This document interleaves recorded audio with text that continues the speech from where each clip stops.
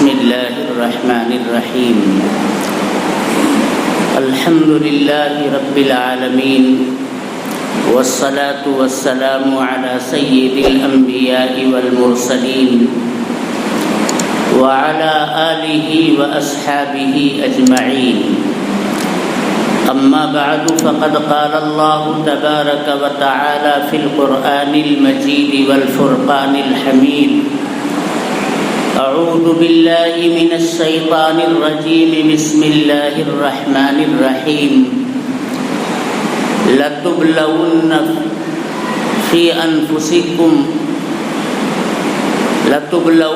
في أموالكم وأنفسكم ولتسمعن من الذين أوتوا الكتاب من قبلكم ومن الذين أشركوا أذى كثيرا وَإِن تَصْبِرُوا وَتَتَّقُوا فَإِنَّ ذَلِكَ مِنْ عَزْمِ الْأُمُورِ صدق الله مولانا العظيم وقال النبي صلى الله عليه وسلم نعمتان مغبون فيهما كثير من الناس الصحة والفراغ أو كما قال عليه الصلاة والسلام میرے محترم بزرگوں اور دوستوں،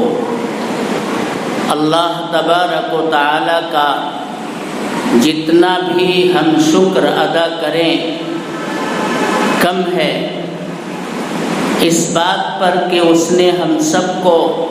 ایمان جیسی قیمتی اور انمول دولت سے نوازا ہے، اور پھر اس پاک پروردگار کا مزید کرم اور احسان یہ ہوا کہ اس نے ہم سب کو پیغمبر آخر الزماں خاتم المرسلین سید الانبیاء جناب محمد الرسول اللہ صلی اللہ علیہ وسلم کی امت میں داخل اور شامل فرمایا ہے۔ آپ کا امتی ہونا ہی میرے محترم بزرگوں اور دوستوں بہت بڑا مقام ہے۔ کاش کہ ہم اس مقام کو اور اس مرتبے کو پہچان کر کے اپنی زندگی گزارتے۔ اللہ نے جو دین اور جو شریعت جناب محمد الرسول اللہ صلی اللہ علیہ وسلم کے صدقے میں آپ کے توسط سے انسانیت کو عطا کی ہے، اس کے اندر دنیا کی فلاح اور بہبود بھی ہے، اور آخرت میں اللہ تبارک و تعالی کی رضا کا پروانہ جناب محمد الرسول اللہ صلی اللہ علیہ وسلم کی پیروی اور آپ کے اتباع ہی میں مضمر ہے۔ قرآن کریم میں اللہ تبارک و تعالی نے اس حقیقت کو صاف کر دیا ہے کہ دیکھو، اگر کوئی طریقہ زندگی گزارنے کا میرے نزدیک محبوب اور پسندیدہ ہے تو وہ مذہب اسلام کا طریقہ ہے۔ ان الدین عند اللہ الاسلام، دین اور زندگی گزارنے کا سلیقہ اور طریقہ جو مذہب اسلام عطا کرتا ہے، اللہ تبارک و تعالی نے اپنی طرف سے اس کے ساتھ رضا کا اعلان کیا ہے کہ میرے نزدیک مذہب اور دین یہ مذہب اسلام کا نام ہے۔ وَمَن يَبْتَغِ غَيْرَ الْإِسْلَامِ دِينًا فَلَن يُقْبَلَ مِنْهُ، اور مذہب اسلام سے ہٹ کر کے جو زندگی گزارے گا، جو طرز زندگی اپنائے گا، تہذیب اور کلچر کو اپنے اوپر سمیٹے گا، اس سے میرا کوئی لینا دینا نہیں، کوئی واسطہ نہیں ہے۔ وَمَن يَبْتَغِ غَيْرَ الْإِسْلَامِ دِينًا فَلَن يُقْبَلَ مِنْهُ، اسے دنیا کتنا بھی اچھا کہتی ہو لیکن اللہ کی نظر میں وہ طریقہ قابل قبول نہیں ہے۔ ہم اور آپ اللہ کے بندے ہیں، اس خالق و مالک نے ہمیں میرے محترم بزرگوں اور دوستوں اپنی قدرت سے پیدا کیا ہے۔ آپ بتائیے کہ کون تھا اس کال کوٹری کے اندر، رحم مادر کے اندر، جو بچے کی پرورش کا سامان فراہم کرتا تھا۔ اللہ تبارک و تعالی نے سوال کیا ہے، یا ایھا الانسان ما غرک بربک الکریم الذی خلقک فسواک فعدلک فی ای صورۃ ما شاء رکبک کلا بل تکذبون بالدین۔ مختلف قسمیں کھا کر کے پروردگار انسانیت کو جھنجھوڑ کر کے سوال کرتا ہے کہ اے انسان، آخر کس چیز نے تجھ کو تیرے رب کریم سے بھٹکا دیا ہے؟ کس نے تجھ کو دھوکے کے اندر مبتلا کر دیا ہے؟ کیوں تو اپنے پروردگار کے سامنے اس کی بارگاہ میں آ کر کے سجدہ ریزی سے آج کتراتا ہے؟ جب تو کچھ بھی نہیں تھا، ایک نطفے ناپاک تھا، اس کو ہم نے رحم مادر کے اندر علوق بخشا، اور پھر 9 مہینے 10 مہینے 11 مہینے وہاں میں نے اس کو پروان چڑھایا، اس کی پرورش کا سامان کیا۔ کون تھا دنیا کے اندر جو وہاں پر تیری پرورش کا سامان کر رہا تھا؟ کون تھا جو اس نطفے کو خون کی شکل دے رہا تھا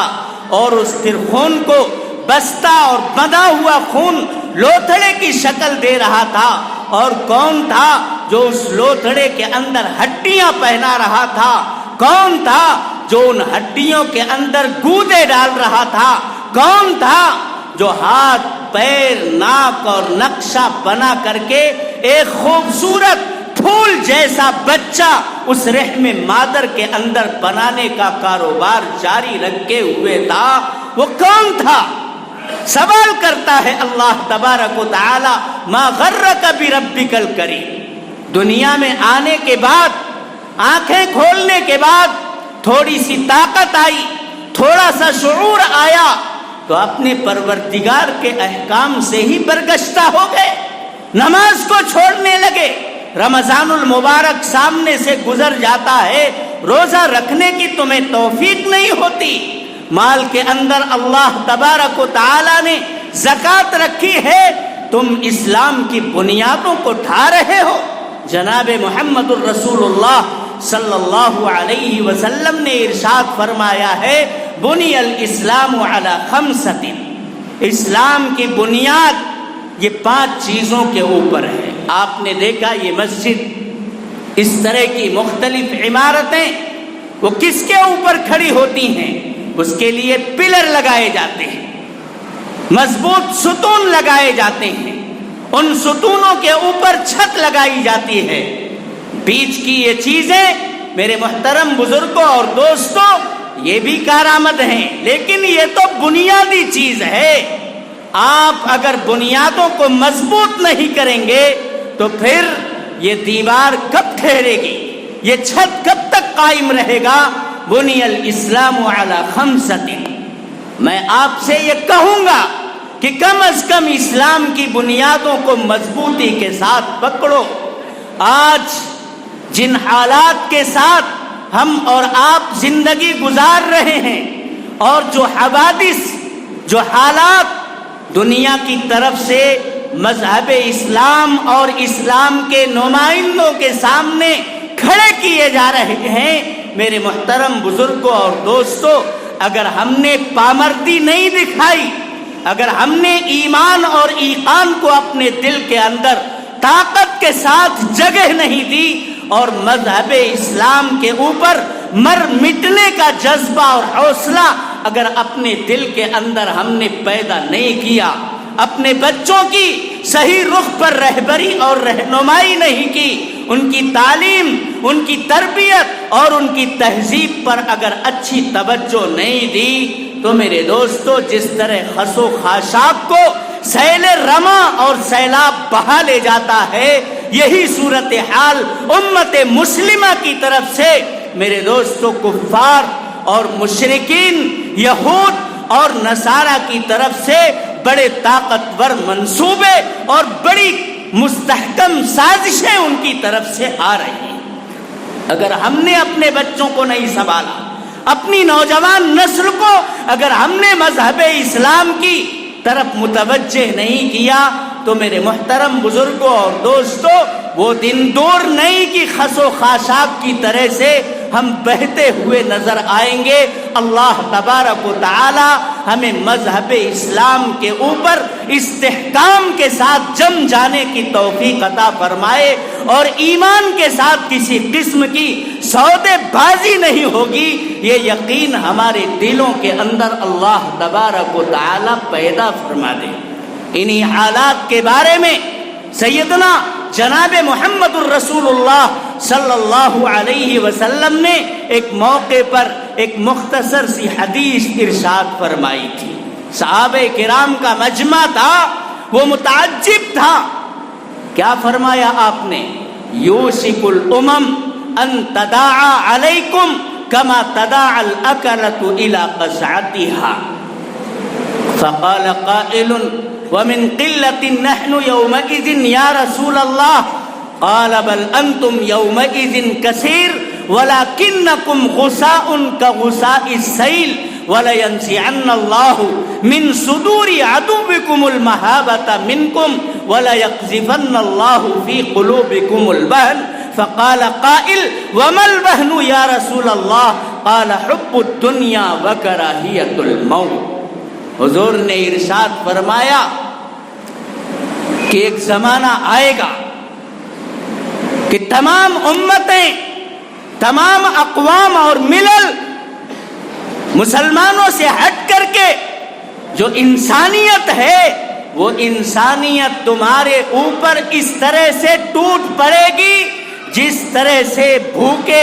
کھانے والے دسترخوان کے اوپر ٹوٹتے اور ایک دوسرے کو دعوت دیتے ہیں، آ جاؤ آپ بھی آ جاؤ، آپ بھی آ جاؤ۔ کھانا دسترخوان کے اوپر لگ چکا ہے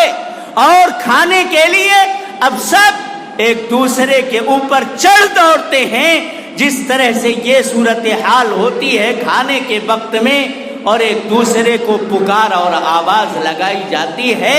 ایسے ہی امت مسلمہ کے خلاف، امت مسلمہ کو تر نوالا سمجھ کر کے نگل جانے کی کوشش میں تمام امتیں، تمام قومیں، تمام ملتیں ایک پلیٹ فارم کے اوپر جمع ہو جائیں گی اور مذہب اسلام کی اینٹ سے اینٹ بجانے کے لیے سب ایک دوسرے کے ساتھ آ کر کے گھل مل جائیں گے، حالانکہ آپس میں ان میں کبھی نہیں جمی۔ وقالت اليہود لیست النصارى على شیء وقالت النصارى لیست اليہود على شیء، یہود اور نصارہ کی آپسی چپقلش کو قرآن کریم نے بیان کیا ہے۔ یہود یہ کہتے ہیں کہ نصارہ کی کوئی حیثیت اور طاقت نہیں ہے، ان کی کوئی بساط نہیں ہے، ان کے اندر کوئی طاقت نہیں ہے، اور نصارہ یہ کہتے ہیں کہ یہود کے اندر کوئی طاقت نہیں۔ دونوں ایک دوسرے کے اوپر میرے دوستو طنز کستے ہیں۔ اس طنز کو قرآن کریم نے نقل کیا ہے، لیکن اس کے باوجود مذہب اسلام کے خلاف وہ ایک ہو جائیں گے، شانہ بشانہ ہو جائیں گے، قدم سے قدم ملا کر کے اسلام کے خلاف سازشیں رچنے میں ایک دوسرے کا ساتھ دینے لگیں گے۔ اور پھر ان سے آگے بڑھیے، کفار ہیں، مشرکین ہیں، یہ سب بھی سارے جتھے ایک ساتھ مل کر کے ایک پلیٹ فارم پر جمع ہو جائیں گے اور مذہب اسلام اور مذہب اسلام کے ماننے والوں کو تر نوالا بنا کر کے دنیا سے ختم کرنے کی، نگل جانے کی کوششیں کرنے لگیں گے۔ حضور پاک صلی اللہ علیہ وسلم نے صحابہ کرام کے بیچ میں جب یہ روایت بیان کی، فقال قائل،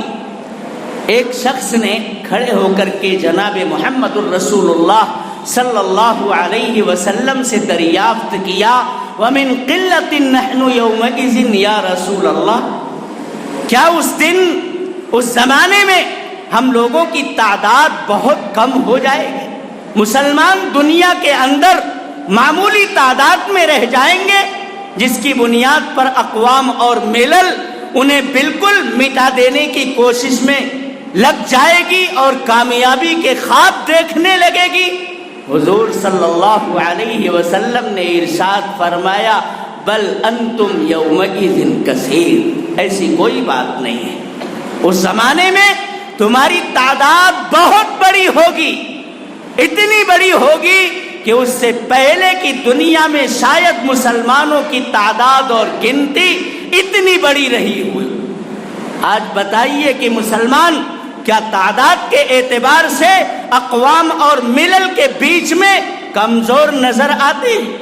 57 اسلامی ملک ہیں، آپ گنتی کر کے دیکھیے۔ اور اللہ تبارک و تعالی نے انسانیت کے لیے جو وسائل اور اسباب ہیں، جتنی کثیر مقدار میں ان ممالک کے پاس رکھے ہیں، شاید کہ دنیا کے دیگر ملکوں کے پاس اتنے اسباب اور اتنے وسائل ہوں۔ اللہ تبارک و تعالی نے سمندری شاہراہیں انہی اسلامی ملکوں سے ہو کر کے گزرتی ہیں، ان کے قبضے کے اندر رکھا ہے۔ معدنی ذخائر، یہ پیٹرول، یہ ڈیزل، سونے چاندی کی کانیں، میرے محترم بزرگوں اور دوستوں، پھل اور فروٹ کی مختلف قسمیں، آپ جتنی بڑی تعداد اور مقدار میں ان اسلامی ملکوں کے پاس اسباب اور وسائل پائیں گے، دنیا کے دوسرے ملکوں کے اندر وہ اسباب اور وہ وسائل نہیں ہے۔ نہ وسائل کی کمی ہوگی، نہ تعداد کی کمی ہوگی۔ آج ہم گنتی کر لیں،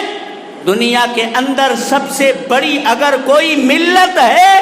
تو کہنے کے لیے کوئی کچھ بھی کہے، لیکن ملت اسلامیہ، امت مسلمہ کی تعداد میرے محترم بزرگوں اور دوستوں دنیائے انسانیت کے اندر سب سے زیادہ ہے۔ آپ نے فرمایا کہ نہیں، بل انتم یومئذ کثیر، اس زمانے میں تعداد کے اعتبار سے تم بہت آگے رہو گے۔ تب کیا ہوگا؟ حضور نے فرمایا وَلَيَنزِعَنَّ اللَّهُ مِن صُدُورِ عَدُوِّكُمُ الْمَهَابَةَ مِنكُمْ، تمہارے اندر جو ایمانی طاقت ہے، تمہارے اندر جو مذہبی اعمال پر چلنے کی وجہ سے اللہ تبارک و تعالی نے رعب رکھا ہے، جو ہیبت رکھی ہے، جب تم عبادت کو چھوڑ دو گے، جب تم ایمان کے اوپر کھڑے نہیں اترو گے، جب تم اپنے معاملات کو سیدھا نہیں رکھو گے، تم جھوٹ بولو گے، غلط گواہیاں دینے کے لیے کھڑے ہو جاؤ گے،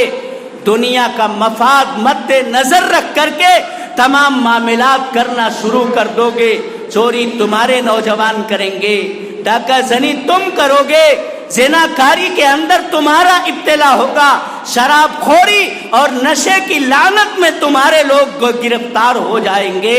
اسلامی اعمال سے تمہارا کوئی واسطہ نہیں رہ جائے گا۔ نماز کے اوقات آتے ہیں، اللہ تبارک و تعالی کا منادی اللہ اکبر کی صدائیں بلند کرتا ہے کہ چھوڑو سارے کاروبار اور اللہ کی کبریائی کی طرف متوجہ ہو جاؤ۔ اللہ کا منادی تمہیں نماز کے لیے اور مسجد کی طرف آواز لگا رہا ہے، بلا رہا ہے، چلو مسجد کی طرف۔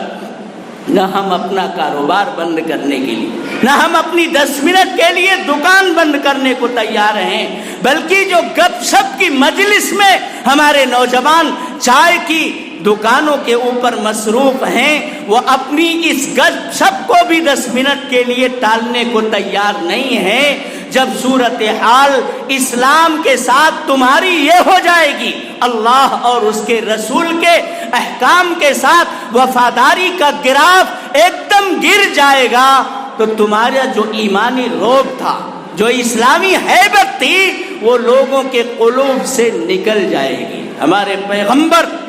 جناب محمد الرسول اللہ صلی اللہ علیہ وسلم کو اللہ تبارک و تعالی نے وہ ہیبت عطا کی تھی، وہ رعب عطا کیا تھا۔ میرے دوستو، حضور فرماتے ہیں اوتیت الرعب مسیرۃ شہر، مجھے میرے پروردگار نے جو رعب عطا کیا ہے، 1 مہینے کی مسافت پر رہتا ہے آنے والا، لیکن اس کے دل میں اور اس کے دماغ میں میرا رعب آ کر کے چھا جاتا اور بیٹھ جاتا ہے۔ کیا مذہب اسلام کے نمائندوں نے ایسا رعب نہیں دکھایا ہے؟ چلے جاتے تھے رستم کے دربار میں لاٹھی ٹیکتے ہوئے، جوتا اور چپل پہن کر کے اس کی قالینوں کو رونقتے ہوئے، اور صاف یہ اعلان کرتے تھے ان اللہ قد ابتعثنا، اے رستم سن لے، ہمیں ہمارے پروردگار نے انسانیت سازی کا کام دے کر کے اس دنیا کے اندر برپا کیا ہے، ہم تجھ سے ڈرنے والے نہیں ہیں۔ ان اللہ قد ابتعثنا لنخرج العباد من عبادت العباد الى عبادت رب العباد، ہم اس لیے اس دنیا کے اندر آئے ہیں تاکہ اللہ کے بندوں کی بندگی سے نکال کر کے اللہ تبارک و تعالی کی بندگی کے اوپر کھڑا کر دیں، جھکا دیں، سجدہ ریز کر دیں۔ اے رستم، تم لوگوں نے جو انسانیت کا غلط استعمال کیا ہے، استحصال کیا ہے، انہیں اپنے سامنے جھکاتے ہو، اپنے سامنے سجدہ ریز ہونے پر مجبور کرتے ہو، ان کی مرضیات پر تمہارا قبضہ ہے۔ میں ان تمام قبضوں کو ختم کرنے کے لیے آیا ہوں۔ یہ ہمارے جرنیل تھے، میرے محترم بزرگوں اور دوستوں، صاف صاف اعلان کرتے تھے ہم انسانیت کو ستانے کا کام نہیں کریں گے، ہم تو انسانیت کو خالق سے، اس کے معبود سے جوڑنے اور ملانے کا کام کرتے ہیں۔ جس رشتے کو کاٹ کر کے تم لوگوں نے ختم کر دیا ہے، اور بجائے پروردگار کے سامنے جھکنے کو کہنے کے تم اپنے سامنے ان کو جھکا رہے ہو۔ لنخرج العباد من عبادت العباد الى عبادت رب العباد ومن جور الادیان الى عدل الاسلام، اور تم نے مذہب کے نام پر جو ستم ظریفیاں کی ہیں، جو مظالم ڈھائے ہیں، انسانیت کو شکار بنایا ہے، کمزوروں کو اپنے پیروں کے نیچے دبا دیا ہے، ان کا گلا گھونٹ کر کے رکھ دیا ہے، ان کی زندگی اجیرن بنا کر کے رکھی ہے، اور دنیا کے تمام اسباب اور وسائل کے اوپر اپنا قبضہ جما کر کے رکھا ہے۔ ہم اس سلسلے کو توڑ کر کے رکھ دیں گے۔ ہم تو وہ لوگ ہیں جو یہ اعلان کرتے ہیں کہ ایک ہی صف میں کھڑے ہو گئے محمود و ایاز، نہ کوئی بندہ رہا اور نہ کوئی بندہ نواز، انسانیت کے بیچ میں کوئی تفریق نہیں کی جائے گی، کوئی اونچ نیچ نہیں کی جائے گی، کوئی فرقہ واریت نہیں ہوگی، سب کو جو پہلے آئے گا وہ پہلی صف میں جگہ پائے گا، وہ چاہے کسی برادری سے تعلق رکھتا ہو، وہ چاہے جس نسل سے تعلق رکھتا ہو، وہ چاہے جیسا معمولی درجے کا صاف ستھرا پاک ہو کر کے کپڑا پہن کر کے آتا ہو، پہلی صف میں وہ کھڑا ہوگا جو پہلی صف میں پہلی آنے کی کوشش کرے گا۔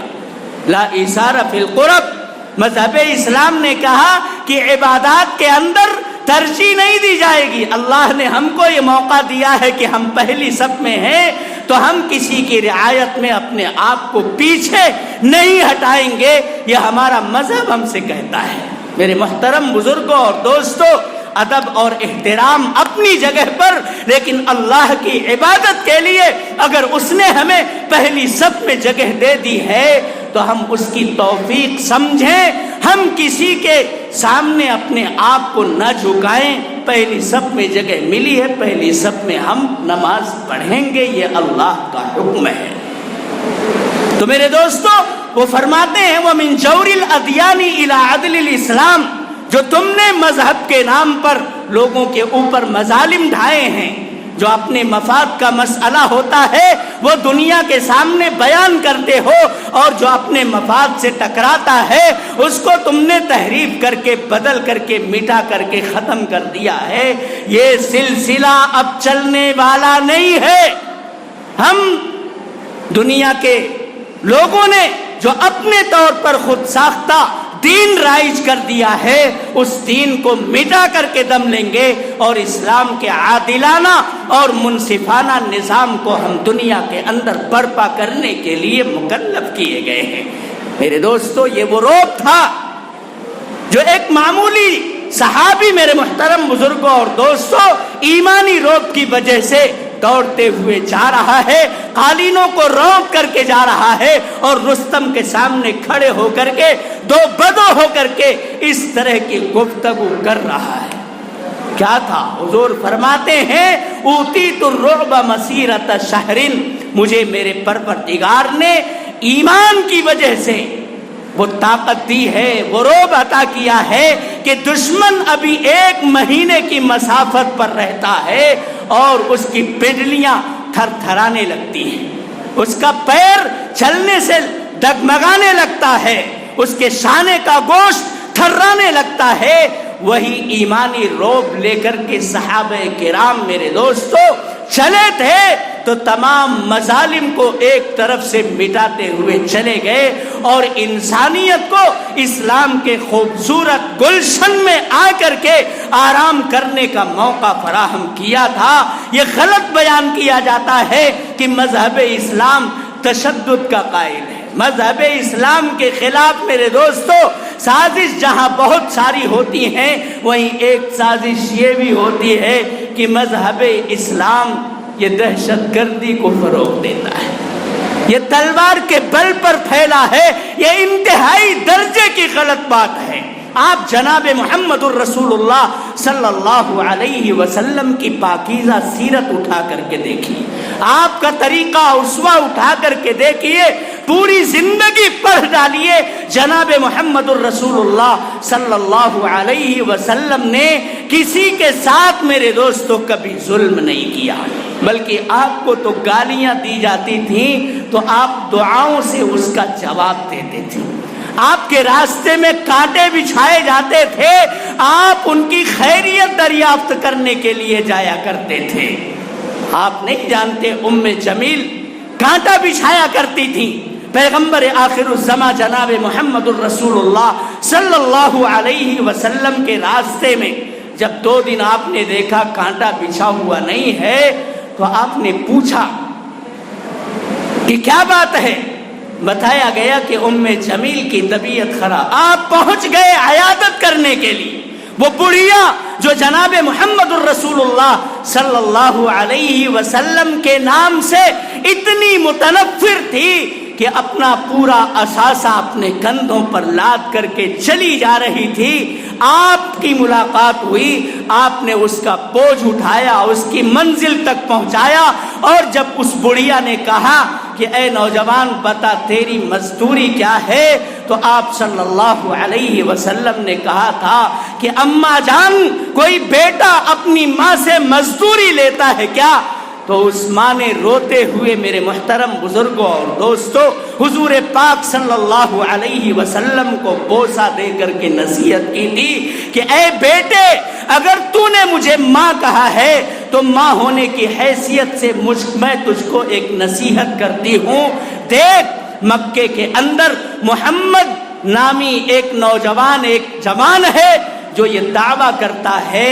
کہ یہ جو کچھ بھی اہل مکہ اور مشرکین کر رہے ہیں بتوں کی پرستش اور پوجا، یہ سب غلط ہے، اور ایک عبادت کے ایک اللہ کی عبادت کی طرف لوگوں کی دعوت دیتا ہے، جس کی وجہ سے گھر گھر کے اندر جھگڑے ہو گئے ہیں، تو اس سے بچ کر کے رہنا، میں تجھ کو یہ نصیحت کرتی ہوں۔ حضور نے فرمایا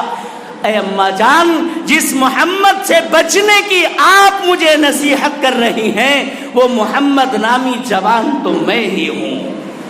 یہ سننا تھا سارو قطار میرے دوستو۔ وہ بڑھیا رونے لگی اور کہا کہ اگر محمد تم ہو تو اب سے پہلے تم سے زیادہ ناپسندیدہ میرے دل میں میرے نگاہ میں کوئی نہیں تھا، لیکن تمہارے اس خوبی کردار سے میں اتنی متاثر ہوں کہ اب میرے دل کی تمنا یہی ہے کہ دنیا کا ہر جوان ہر انسان آپ جیسے کردار کا حامل بن جائے اور آپ کی دعوت پر لبیک کہنے والا بن جائے۔ حلقہ بگوش اسلام ہو گئی۔ میرے دوستو آپ صلی اللہ علیہ وسلم کو اہل طائف کے نوجوانوں نے اوباشوں نے مار مار کر کے لہو لہان کر دیا۔ فرشتہ آتا ہے اور پوچھتا ہے کہ اگر کہیے اللہ نے مجھے بھیجا ہے کہ جاؤ میرے محبوب کی خیریت دریافت کرو، اس کا منشا معلوم کرو، اگر وہ کہے تو 2 پہاڑیوں کے بیچ میں طائف کی اس بستی کو ریزہ ریزہ چورا چورا کر دو، پیس دو۔ حضور پاک صلی اللہ علیہ وسلم نے کیا فرمایا تھا؟ بالکل نہیں، جانے دیجئے۔ مجھے امید ہے کہ ان کی نسلوں سے ایسے لوگ برپا ہوں گے جو اسلام کے لیے وفادار ثابت ہوں گے، اسلام کی معاونت کریں گے، مذہب اسلام کے دعوتی اور تبلیغی نظام کو دنیا کے اندر برپا کریں گے۔ اور وہ کام ہوا بنو ثقیف ہی کے حضرت محمد ابن قاسم نے دنیا کے اندر میرے محترم بزرگوں اور دوستوں مذہب اسلام کا ایک لمبے زمانے تک، زمانہ تو بہت لمبا نہیں پایا لیکن لمبے جغرافیے تک اسلام کے جھنڈے کو انہوں نے لہرانے کا کام کیا۔ تو جس مذہب کا بانی اور جس مذہب کے رسول کی میرے محترم بزرگوں اور دوستوں یہ سیرت ہے کہ وہ لوگوں کو کانٹا بچھانے والوں کی خیریت دریافت کرنے جاتے ہیں، جو بدزن ہو کر کے شہر چھوڑ رہی ہے اس کا بوجھ اٹھاتے ہیں، جنہوں نے مار کر کے لہو لہان کر دیا ان کے حق میں دعائیں دیتے ہیں، جس محبوب نے یہ کہہ رکھا ہے سل من قطعک واعف عمن ظلمک واحسن الی من اساء الیک، جو تم سے رشتہ کو توڑے تم اس سے رشتہ جوڑنے کی کوشش کرو، محنت کرو۔ واعف عمن ظلمک، جو تم پر ظلم ڈھائے تم اسے معاف کرو، جو تمہارے ساتھ بدسلوکی کرے تم اس کے ساتھ اچھا برتاؤ کرو۔ جس پیغمبر کی یہ تعلیمات ہوں ان تعلیمات کے بارے میں میرے محترم بزرگوں اور دوستوں غلط پروپیگنڈے کرنا یہ میرے دوستوں بالکل انتہائی پرلے درجے کی بات ہے۔ لیکن معاملہ یہ ہے کہ ہم اور آپ بھی تو مذہب کی نمائندگی جس انداز میں کرنی چاہیے کرتے ہوئے نظر نہیں آتے۔ 5 وقت کی نماز کو میرے دوستو نواجذ سے پکڑو، اپنی زندگی کے اندر اس کو داخل کرو۔ نماز ایسی عبادت ہے کہ اس عبادت کے زندگی میں آ جانے کے بعد آہستہ آہستہ تمام ظاہری اور باطنی گندگیاں ایک دن آپ دیکھیں گے کہ دور ہو جائیں گی۔ اللہ تعالیٰ فرماتے ہیں ان الصلاۃ تنہی عن الفحشاء والمنکر، نماز کے اندر وہ اسپرٹ ہے، وہ طاقت ہے کہ وہ تمام طرح کی گندگیوں کو کھرچ کر کے صاف کر دیتی ہے۔ بنی الاسلام علی 5، 5 پلروں کو سنبھالو۔ مذہب اسلام کی عمارت میرے محترم بزرگوں اور دوستوں ہمیشہ آپ کو چمچماتی ہوئی نظر آئے گی۔ وہ 5 پلر کیا ہیں؟ ایک تو کلمہ لا الہ الا اللہ محمد الرسول اللہ، اس کی شہادت پوری طاقت کے ساتھ دو۔ کوئی بھی برگلانے والا ہمیں اس شہادت سے بہکا نہ پائے اور پورے استحکام کے ساتھ ہم دل کے اندر اللہ کی وحدانیت اور پیغمبر کی رسالت کو جگہ دینے والے بنے۔ مذہب اسلام نے پھر اس کے بعد ارکان 4 کو بیان کیا ہے۔ نماز کو قائم کرو، روزہ رکھو، زکوٰۃ ادا کرو، استطاعت ہو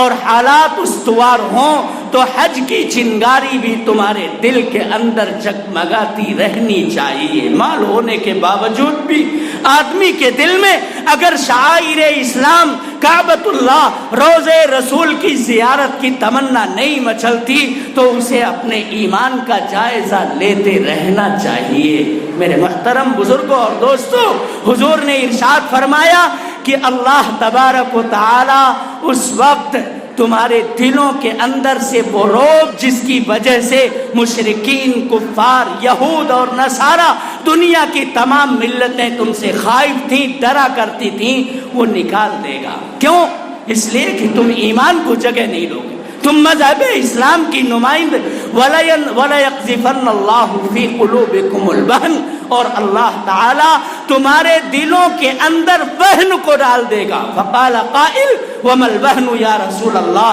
یہ وہن کیا ہوتا ہے؟ تو آپ نے ارشاد فرمایا حب الدنیا وکراہیت الموت، دنیا کی محبت، اس میں اتنا سرمست ہو جاؤ گے کہ بس اپنا کاروبار، اپنے بال بچے، اپنا ہی سب کچھ دیکھ کر کے تم زندگی گزارنا شروع کرو گے، نہ ملت کے لیے، نہ مسجد کے لیے، نہ مدرسے کے لیے، نہ مکتب کے لیے، نہ غریبوں کے لیے، نہ یتیموں اور بیواؤں کے لیے۔ جن ساری تعلیمات کو ہم نے مذہب اسلام کو پڑھا ہے، تمہارے پاس سوچنے کی کوئی فرصت ان کے لیے نہیں رہے گی۔ اپنا پیٹ، اپنے بال بچوں کا پیٹ، اپنا گھر، اپنا کاروبار، بس اسی کو سب کچھ سمجھنے لگو گے۔ دنیا کی محبت جب کوٹ کوٹ کر کے تمہارے دلوں کے اندر پیوست ہو جائے گی تو دینی روب تمہارا ختم ہو جائے گا، اور اس وقت ظاہر سی بات ہے کراہیت الموت، ہر آدمی موت کو ناگوار سمجھے گا۔ ایک زمانہ وہ تھا صحابہ کرام کے نوجوان ایڑیاں اٹھا کر کے کہتے تھے کہ ہم تو جوان ہو چکے ہیں، اللہ کے راستے میں قربان ہونے کا موقع ہم کو بھی دیا جائے۔ کیا آج ہمارے دلوں کے اندر بھی وہ جذبات ہیں؟ کیا وہ جذبات ہمارے دلوں میں بھی انگڑائیاں لے رہے ہیں؟ ہمارا بوڑھا، ہمارا ادیڑ، ہمارا جوان، ہمارا نوجوان، ہمارے بچے، ہمارے گھر کی خواتین سب بے راہ روی کا شکار ہیں، بے پردگی عام ہے، فحاشیت کا مظاہرہ ہو رہا ہے۔ لیپ ٹاپ، موبائل اور انٹرنیٹ نے میرے محترم بزرگوں اور دوستوں دنیا کو اس طرح سے ایک دوسرے سے ملا دیا ہے کہ آج ہمارے دلوں کے اندر فکری ارتداد پیدا کرنے کا یہ بہت بڑا سبب بن رہا ہے۔ ہمیں اپنے بچوں کے اوپر، ان کے ہم نشینوں کے اوپر، وہ کہاں بیٹھتے ہیں، کہاں اٹھتے ہیں، کن کے ساتھ وہ اپنے شب و روز گزارتے ہیں، اس پر کڑی نظر رکھنے کی ضرورت ہے۔ اور نماز کی پابندی کے لیے میرے دوستو سب کو کھڑا ہونا پڑے گا۔ ہماری دعوت کا اور تبلیغ کا جو نظام چلتا ہے اور پوری دنیا کے اندر برپا ہے، اللہ اسے پائیداری عطا فرمائے اور ہر قسم کی نظر بد سے اس کی حفاظت فرمائے۔ یہ کیا کام کرتے ہیں بیچارے، اپنا مال، اپنی جان، اپنا وقت لے کر کے چلتے ہیں اور ہر دروازے پر دستک دے کر کے یہی کہتے ہیں اے اللہ کے بندے، اللہ کے دروازے پر چل، اور اس کے دروازے پر جو بھیک میسر ہے وہ دنیا کے کسی بھی دروازے کے اوپر میسر نہیں ہے، اسے راضی کر لے گا، تیری دنیا بھی کامیاب ہو جائے گی اور آخرت میں بھی پروردگار کی رضا کا پروانہ ملے گا، جنت کی نعمتیں ملیں گی۔ لیکن آج میرے محترم بزرگوں اور دوستوں اس دعوت اور تبلیغ کے نظام کو بھی ترچھی نگاہوں سے دیکھا جانے لگا ہے۔ ہم سب کو یہ چاہیے کہ پوری پامردی کے ساتھ اس نظام کے ساتھ کھڑے ہو جائیں اور اپنا وقت لگائیں، مسجد وار جماعت میں بیٹھیں، گشت کریں، 3 دن 40 دن 4 مہینہ سال جو ہمارے پاس فرصت اوقات ہو خود بھی لگائیں اور اپنی اولاد کو اس دعوت کے نظام سے وابستہ کرنے کی کوشش کریں، مدارس کے نظام کو مضبوط کریں، مکاتب کے نظام کو مضبوط کریں، اپنی مساجد کے نظام کو مضبوط کریں اور گھر کی خواتین کو بھی پردہ داری کی تلقین کریں اور صحابیات ازواج مطہرات کے واقعات انہیں پڑھ کر کے سنائیں۔ تب میرے محترم بزرگوں اور دوستوں ایمانی طاقت آئے گی اور مذہب اسلام کے اوپر جب ہم پامردی کے ساتھ جم جائیں گے تو قرآن یہ کہتا ہے وَأَنْتُمُ الْأَعْلَوْنَ إِن كُنتُم مُؤْمِنِينَ۔ کسی سے ڈرنے کی، خوف زدہ ہونے کی ضرورت نہیں ہے، تم ہی سربلند رہو گے اگر تم ایمان کے اوپر مضبوطی کے ساتھ جم جاؤ گے۔ اور اللہ نے کہا ہے کہ دیکھو لَتُبْلَوْنَ فِي أَمْوَالِكُمْ وَأَنفُسِكُمْ، اللہ تعالی کبھی تمہارا مال لے کر کے تم کو آزمائے گا، کبھی تمہاری جان لے کر کے تم کو آزمائے گا۔ وَلَتَسْمَعُنَّ مِنَ الَّذِينَ أُوتُوا الْكِتَابَ مِنْ قَبْلِكُمْ وَمِنَ الَّذِينَ أَشْرَكُوا أَذًى كَثِيرًا، اور تمہیں تو سننا پڑے گا جب اللہ کی وحدانیت کا جھنڈا لے کر کے چل رہے ہو، پیغمبر کی رسالت کے تم محب اور سچے محبت کرنے والے لوگ ہو، تو تمہیں یہود سے، نصارہ سے، مشرکین سے طرح طرح کی ہرزہ سرائیاں سننی پڑیں گی اور ٹھنڈے پیٹ انہیں برداشت کرنا پڑے گا۔ اگر یہ جگر ہے تو پھر آؤ مذہب اسلام کی نمائندگی کرنے کے لیے بہت آسان مت سمجھو۔ میرے دوستو آج وہی صورتحال ہے۔ کبھی مال پر حملہ، کبھی جان پر حملہ، اور کبھی تیکھی باتیں مذہب اسلام کے خلاف اور ان کے نمائندوں کے خلاف کی جاتی ہیں۔ یہ سب کچھ ہو رہا ہے کہ نہیں ہو رہا؟ اللہ تعالیٰ یہ فرماتے ہیں وَلَتَسْمَعُنَّ مِنَ الَّذِينَ أُوتُوا الْكِتَابَ مِنْ قَبْلِكُمْ وَمِنَ الَّذِينَ أَشْرَكُوا أَذًى كَثِيرًا وَإِن تَصْبِرُوا وَتَتَّقُوا فَإِنَّ ذَلِكَ مِنْ عَزْمِ الْأُمُورِ۔ ایسے وقت میں تمہاری آزمائش ہے کہ تمہیں صبر کا دامن ہاتھ سے نہیں چھوڑنا ہے،